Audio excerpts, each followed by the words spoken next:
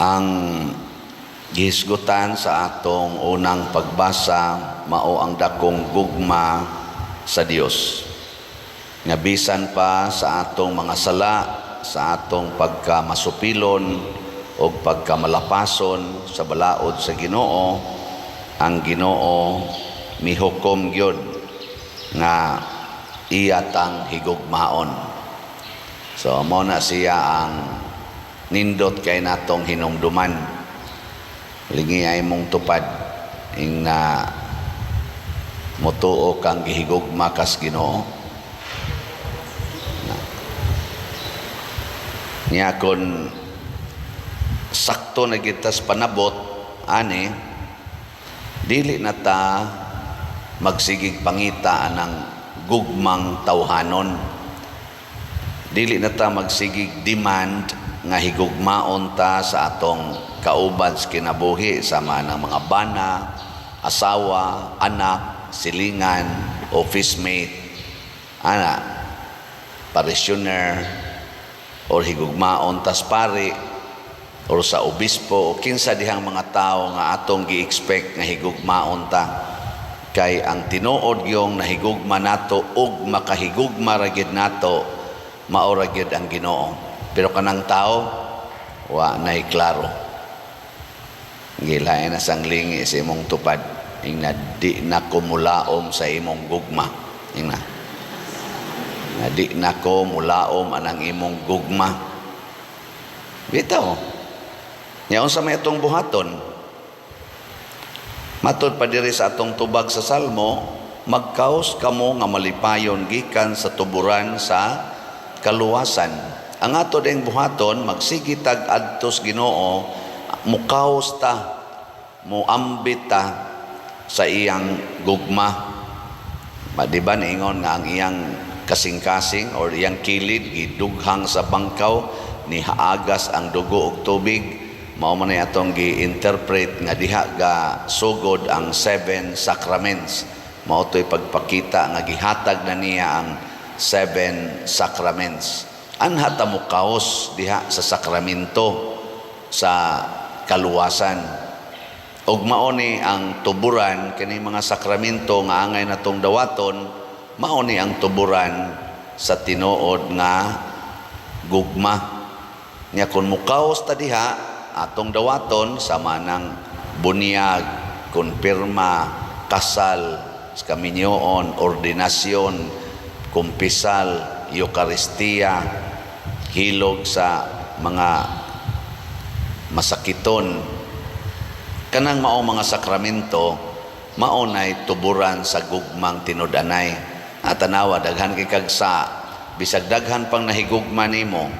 Pero ana ato mga celebrities, daghan kay nahigugma nila, mag-follow nila, maglukso-lukso pag yung makakita, kilig kay istanan. Unya, tikwahaw lang, naghikog ang celebrity. Kabantay mo, ana? Awa mo kabantay. Naaway. Ay, daghan kayo, parting datua, daghan kay mutahod, kay taas kay granggo, magsigingon, sir,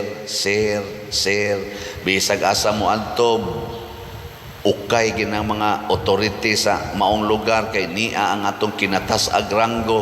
O niya, nagpusil ka siya ngo. Ngano na? Wa siya mubati nga gihigugma siya. Pero na may daghan kay mutahod niya. Giilaman siya. Ilado man kay siya. Tungod kay ang gugmang iyang gipangita mao ang gikan sa tao. Wa siya mangita sa gugma nga gikan sa Ginoo.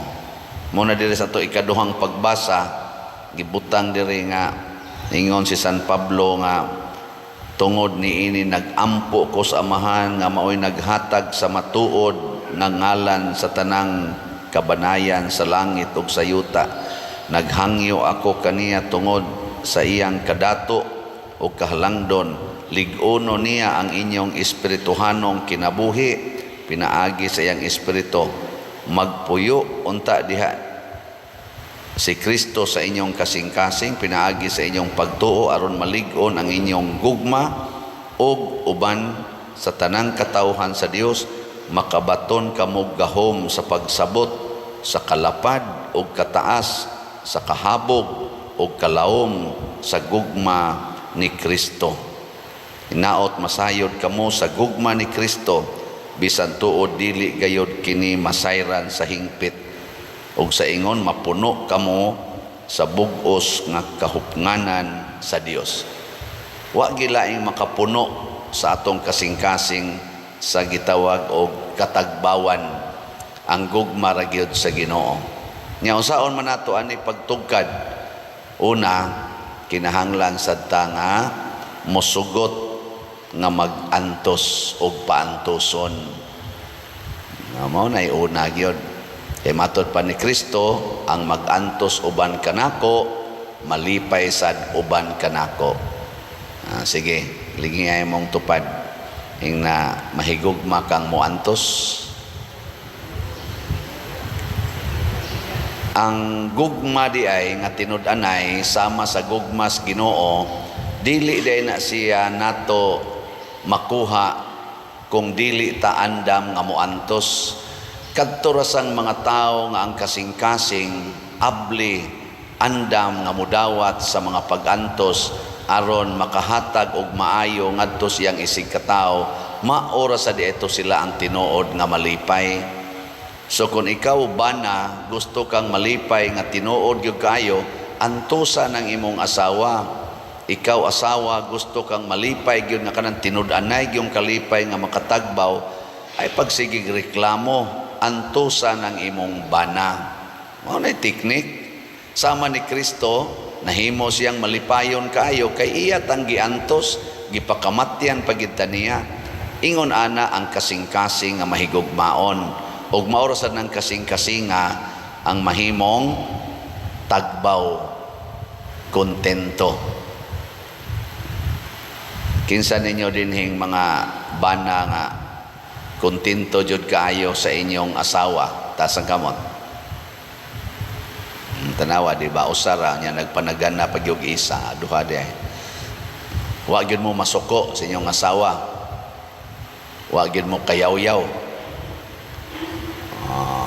Kamo na ito baga na makayaw-yaw kay ka, masuko ka, awa jud ka makontento. Kinsa sang asawaha din ang kontento jud kay sa iyang bana ta sa kamot. Ngay ni isa tulo ka buok aduhara de. Nya wa gyud mo kayaw-yaw ha. Wa gyud mo kapangluod sa inyong bana. Wa gyud.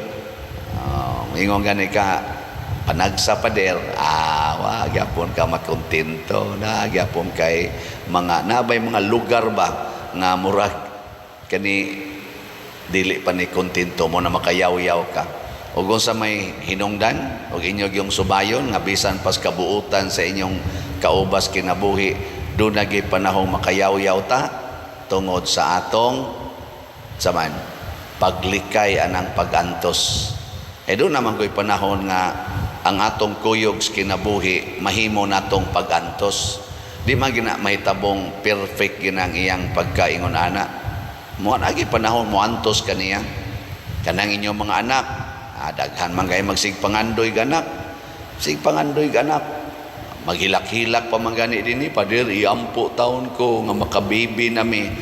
Unya inigabot na sa anak. Kusi dayon, hapak dayon, yaw-yaw dayon. Pinangayo na nimo nya karon imong kusiyon, imong yaw-yawan.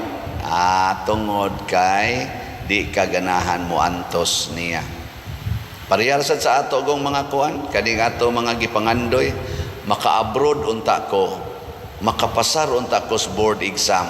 Ana, pasar na, bar exam, pasar na sad. Karon nagtrabaho na ka, isip accountant, isip nurse, isip engineer, isip lawyer. Unsa may sunod? Sige na sa reklamo, sus, kapuyas trabaho, gamay kayong sweldo, maka-abroad unta ko, maka-abroad unta ko. Process na sa kas abroad, tuan na kas abroad. Pag abot mo sa abroad, unsa naman sad? Reklamo lang yapon, sus, ako na lang gisaligan sa tanan ako mga kaliwat. Sus, mura gyud sila gatanaw nako nga tuburan sa kwarta. Ana magsayon na las trabaho dire. Sige lang yapog yaw-yaw. Siging hangyo sa Ginoo, mapari unta ko, pari na. Yaw-yaw na sa Sus, akong assignment, gamay kayo, parokya, patay ta din di ta mabuhi din pilaray kolekta ni.